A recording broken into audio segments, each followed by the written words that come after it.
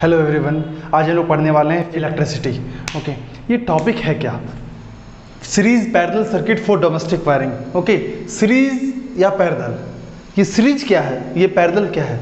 Okay, चलो समझते हैं। जैसे एक रूम में हम लोग जाते हैं, ओके, स्विच ऑन करते हैं। सपोज कहीं कहीं देखे होगे कि उस स्विच से फैन भी जुड़ा होता है, तुम्हारा बल्ब भी जुड़ा होता है, चलाएं दोनों चीज़ चालू हो गए, एकदम बहुत बढ़िया, मज़ा आ रहा है गर्मी में। लेकिन जब ठंडी का समय आएगा तब ओके तुरंत बोलेंगे पंखा बंद करो, पंखा बंद करो। लेकिन उसके साथ तो वो है, सुनना, एक स्विच से तुम्हारा बल्ब भी जला, तुम्हारा पंखा भी ऑन हुआ और तुम्हारा कुछ इलेक्ट्रिकल अप्लायंसेस है तो वो भी साथ चल रहा है। चलो गर्मी के लिए तो बढ़िया है, लेकिन क्या उसका सेपरेट स्विच होता है? क्या उसको टर्न ऑन और ऑफ सेपरेटली कर सकते हैं? तो जवाब होगा हम लोग का नहीं।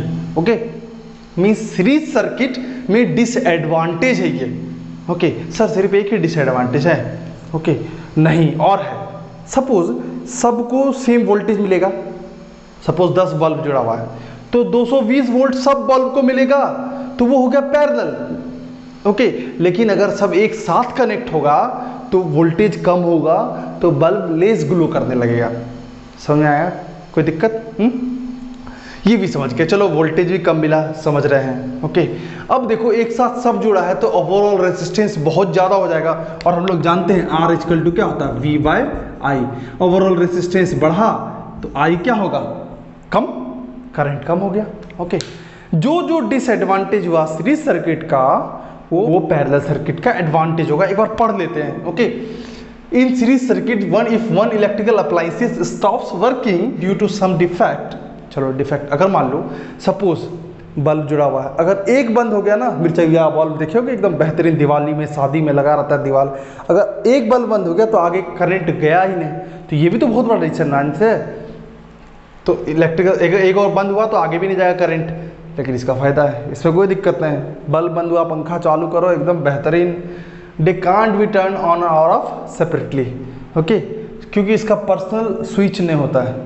फिर तीसरा, इसका तो होता है भैया, appliances don't get the same voltage. बोले 220 वोल्टेज तो वोल्ट तो भैया मिलेगा नहीं।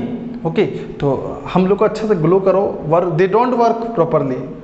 ओवरऑल रेजिस्टेंस के बारे में बता दिया, और सब ये उल्टा है, gets the same voltage. Okay, एक बार सबको स्क्रीनशॉट ले लो, बेहतरीन। आगे पढ़ाते हैं।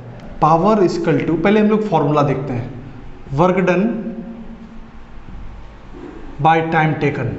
यार देखो यार, ये क्या लिखा हुआ है, तो rate of doing work is called power. Rate हो गया, rate of doing work is called power. Okay, so ये power, rate of doing work जैसे बोला, इसको समझना ध्यान से। देखो हम लोग ये देखते हैं, इसको थोड़ा ट्रिक से याद करते हैं, ठीक है सर? ट्रिक थोड़ा याद करवा, अच्छा लगेगा, ठीक है? ये फॉर्मूला भी कैसे याद कराएंगे, जैसे सुबह सुबह हम लोग करते हैं पीटी की बात कर रहा हूँ, सुबह सुबह पीटी करते हैं तो लगता है हमारा एनर्जी। ओके, तो E बाई टी बराबर क्या होगा, P।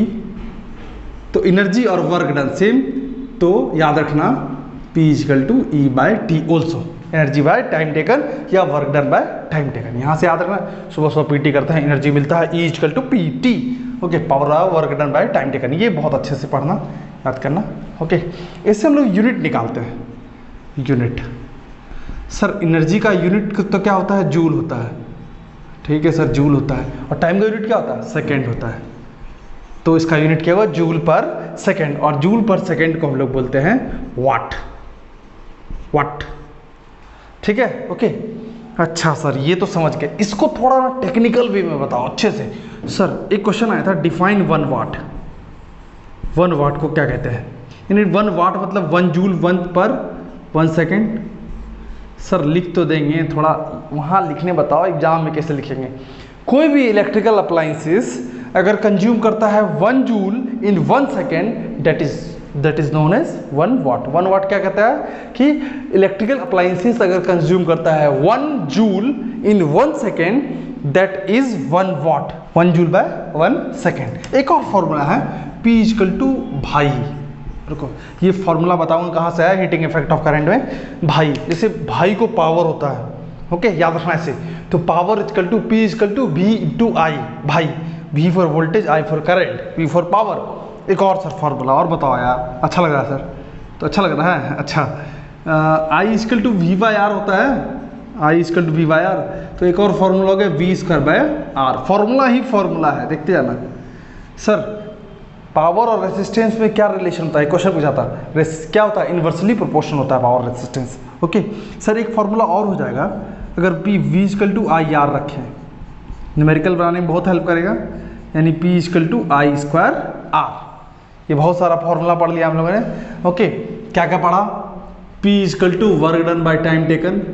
Sir energy equal to P into T पढ़ा, पी इंटू किसको पावर होता है, भाई को। सर एक और पढ़ा V square by R. Sir एक और पढ़ा वी स्क्वायर इंटू आर। इससे फॉर्मूला आप बना सकते हैं। रेजिस्टेंस कांस्टेंट होता है, एकदम ध्यान में याद रखना है। Commercial unit of electrical energy, जैसे मान लो बिजली बिल जमा करते हो ना, सर कितना यूनिट आया था इस बार, सपोज 50 यूनिट आया था।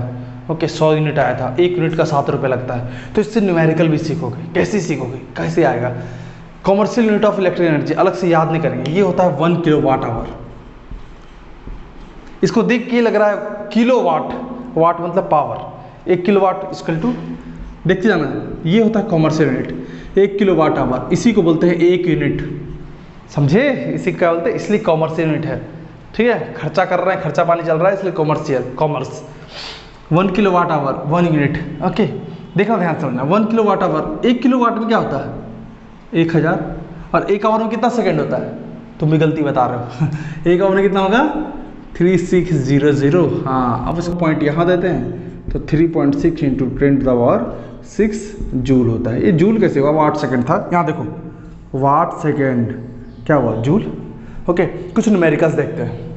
ए radio set of 60 watt runs for 50 hours, how much electrical energy is consumed. Electrical energy sir बताए थे किलो वाट आवर। ओके चलो ये वाट दिया हुआ है, पावर वाट में दिया हुआ है, पहले गिवन लिखते हैं 60 वाट, यानी किलो वाट में यार इतना तो समझते होगे, 1000 से डिवाइड कर दो, कितना आया। ओके काटोगे तो 3/50 आएगा, 3 आया 50 पावर, निकाल ली पावर। ओके टाइम निकालना है आवर में, kilowatt hour, time already hour में दिया है, एकदम बढ़िया से शानदार। तो पावर दिया हुआ है, टी दिया हुआ, तो एनर्जी किस में लगता है, पीटी करने में। 3/50 इंटू 50, मेरा तरीका यूज करो, सबसे इजी लगने वाला है, 3 किलोवाट आवर। दूसरा क्वेश्चन देखते हैं। An electrical bulb is rated 220 volt and 100 watt. When it is operated on 110 volt, the power consumed. लोग करते क्या है, 220 वोल्ट 100 वाट, 110 वोल्ट 50 वाट। एनसीईआरटी क्वेश्चन, लोग गलती करते हैं। ओके 100 में से 80 लोग गलत करते हैं। ओके देखते कैसे बनता है, पहले गिवन। ओके 220 वोल्ट यानी V1 दिया हुआ है 220 वोल्ट, V2 भी दिया हुआ है सर 110 वोल्ट, P1 दिया हुआ है 100 वाट, P2 निकालना है। लोग गलती क्या करते हैं, ओके V1 220 100 वाट, 110 50 वाट, आधा लोग गलत। ओके कैसे बनाना देखते हैं। P और V में रिलेशन क्या था जिसमें कांस्टेंट भी आ जाए। यस क्या था formula, P equal to V square by R। Okay जब यहाँ P1 V1 देंगे, R तो कांस्टेंट है, P2 देंगे V2 स्क्वायर बाय R। अगर दोनों को हम लोग डिवाइड करेंगे P1 बाय V2, ये लिख लो, ये फॉर्मूला लिख लो, कहीं नहीं मिलेगा, ना बुक में ना कहीं पे। P1 by P2 equal to P1 bye V2 का होल स्क्वायर। चलो देखते हैं, P1 by P2 equal to V1 by, ये फॉर्मूला कहीं नहीं मिलेगा, यूज़ करो, only available P1 into NPST circle V1 by V2 220 by 110। Okay ये इसका स्क्वायर है, ये से 2 बार कट गया, 2 स्क्वायर कितना हो जाएगा 4। ओके 100 बाय P2 क्रॉस करो तो P2 इक्वल टू कितना हो जाएगा 25 वाट। देखा आंसर अलग निकल गया ना, वोल्टेज चेंज हुआ, इतना ज़्यादा चेंज हुआ, ड्रास्टिक चेंज होता है। ओके इसके बाद लास्ट देखते हैं, टॉपिक खत्म हो जाएगा फिजिक्स का पहला यूनिट। देखो हीटिंग इफेक्ट ऑफ करंट, जैसे मान लो सुना होगा हीटिंग इफेक्ट, हीटिंग इफेक्ट। अच्छा सुनना, कभी आयरन की, आयरन बेहतरीन आयरन कर रहा है, एकदम गरम गरम हो जाता है, जब हम लोग स्विच ऑन किए उसके बाद उसको लगाया प्लग और उसके बाद गरम गरम हो जाता है। क्यों, क्योंकि यार करंट उसमें दिए, करंट फ्लो हो रहा है वायर से। ओके वो हीट में चेंज हो गया, वो क्या हो गया, हीट में चेंज हो गया। ओके सुनना ध्यान से, जब कोई इलेक्ट्रिकल करंट पास किया किसी वायर से, तो नाइक्रोम वायर से, यहाँ देखो नाइक्रोम का है निकेल क्रोमियम, ठीक है, देखना नाइक्रोम वायर से, the wire becomes very hot and produces heat. समझ में आ गया? ये हीटिंग इफेक्ट ऑफ करंट है। ये पूछता है कहाँ हीटिंग इफेक्ट होता है, कहाँ मैग्नेटिक इफेक्ट ऑफ करंट होता है। हीटिंग इफेक्ट जान लो। चलो इसका फॉर्मूला समझते हैं, बहुत इंपॉर्टेंट है। जो क्या सर ने पढ़ाया था, V into Q equal to क्या होता है, IT, ठीक है सर, ओके, ये सब तो सब जानते हैं, वर्क डन VQ पढ़ाया था, ताकि पहले वाला देख लो, ओके। अगर V इक्वल टू करेंगे IR, तो क्या होगा, I स्क्वायर RT, ठीक है, बहुत इंपॉर्टेंट। ये वर्क डन है, एनर्जी कंज्यूम है, ओके। जो एनर्जी कंज्यूम है वो सारा का सारा करंट किस में प्रोड्यूस हो जाता है, हीट में, ओके। तो वर्क डन या हीट, वो हीट एनर्जी में चेंज हो जाएगा। तो H बराबर क्या होगा, I स्क्वायर RT, बहुत बहुत इंपॉर्टेंट। यही joules law of heating effect का रिजल्ट है। जो H है वो डायरेक्टली प्रोपोर्शनल है किसके, I स्क्वायर के, square of current, okay. Directly proportional to resistance है, डायरेक्टली प्रोपोर्शनल टू क्या है, टाइम है, ओके। यहाँ से टाइम ही था ना, ओके। लास्ट है white tungsten metal is used for making the filaments of electric bulb. यार क्यों करते हैं यार, ठीक है। टंगस्टन देखे हो ना, बल्ब जलाए होगे, दुगो निकला होगा ऐसे करके, पतला पतला करके, कितना फ्लेक्सिबल होगा, उसका फ्लेक्सिबिलिटी कितना ज़्यादा होता है। अगर टेम्परेचर बढ़ाएंगे उसमें इवोपोरेट भी नहीं हो रहा जल्दी, ओके। हाई फ्लेक्सिबिलिटी समझ के, लो रेट ऑफ इवोपोरेशन ये भी समझ गए, ओके। एक और चीज़, मेल्टिंग पॉइंट इसका होता है 3380 डिग्री से, बाप रे। तो याद हो गया 3 पॉइंट। कुछ अलग चीज़ जान लेते हैं, ओके। सुनना ध्यान से, नोट पे लिख देना कि टंगस्टन मेटल में जैसे बल्ब है, बल्ब में क्या भरा हुआ रहता है, जिससे टंगस्टन मेटल एकदम सेफ रहता है। क्या होता है, बल्ब में आर्गन भरा रहता है, नाइट्रोजन भरा रहता है, या उसका मिक्सचर ऑफ बोथ। तो इससे क्या होता है, वो रिएक्ट नहीं करता है। जैसे ही वो ऑक्सीजन एयर में आएगा ना, तो बास्ट कर जाएगा, रिएक्ट करेगा, ओके। तो मुझे लगता है कि आप लोग को अभी तक इलेक्ट्रिसिटी समझ में आया होगा, ओके। कोई भी दिक्कत आती है तो मुझे कमेंट सेक्शन में बताएं, और बताएं कि कैसा लगा, ओके। यहाँ तक देखने के लिए thank you, okay. Bye bye everyone.